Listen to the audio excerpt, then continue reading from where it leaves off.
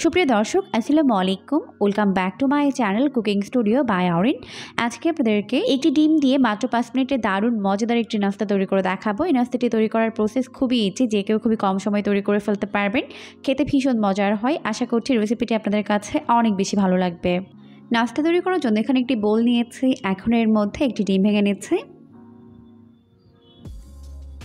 এরপর একটি হ্যান্ড হুইক্সের সাহায্যে ডিমটিকে প্রথমে খুব ভালো করে ফেটিয়ে নিতে হবে। ডিমটিকে ভালো করে ফেটিয়ে নেওয়ার পর এখন আমি এর মধ্যে অ্যাড করে দিচ্ছি হাফ কাপ পরিমাণ চিনি, আর দিয়ে দিচ্ছি 1 চামচের 4 ভাগের 1 ভাগ পরিমাণ লবণ। যারা মিষ্টি খাবারে লবণ দিতে পছন্দ করেন তারা দিবেন, আর না চাইলে বাদ দিতে পারবেন। এখন হ্যান্ড হুইক্সের সাহায্যে ডিম, চিনি, লবণ একত্রে খুব ভালো করে বিট করে মিশিয়ে নিব।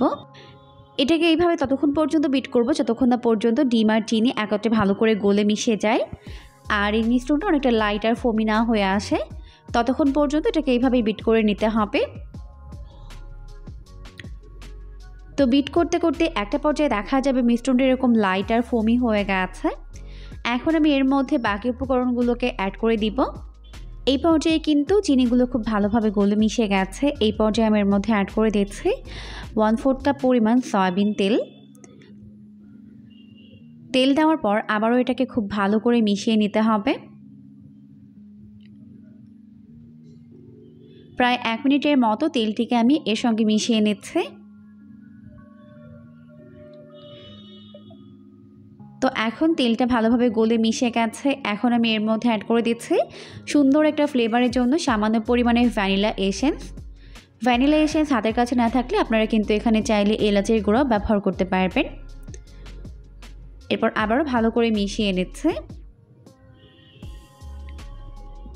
তো সব কিছুকে ভালো করে মিশিয়ে নেওয়ার পর এখন আমি এর মধ্যে শুকনো উপকরণগুলোকে অ্যাড করে দিব।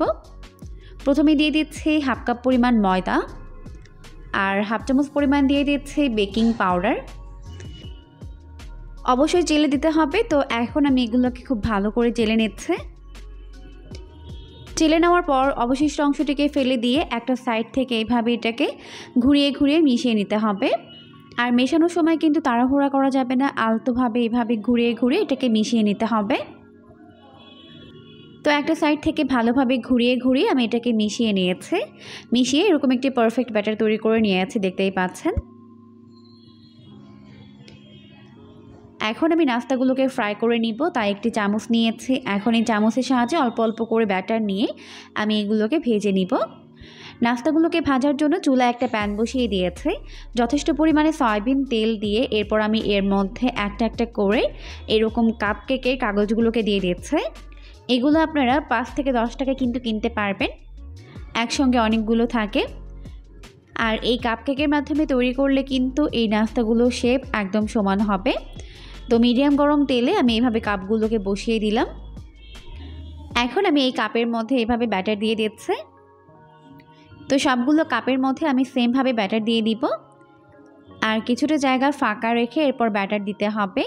পুরোপুরি কিন্তু ভরাট করা যাবে না, তাহলে কিন্তু এটা উপচে পড়ে যাবে।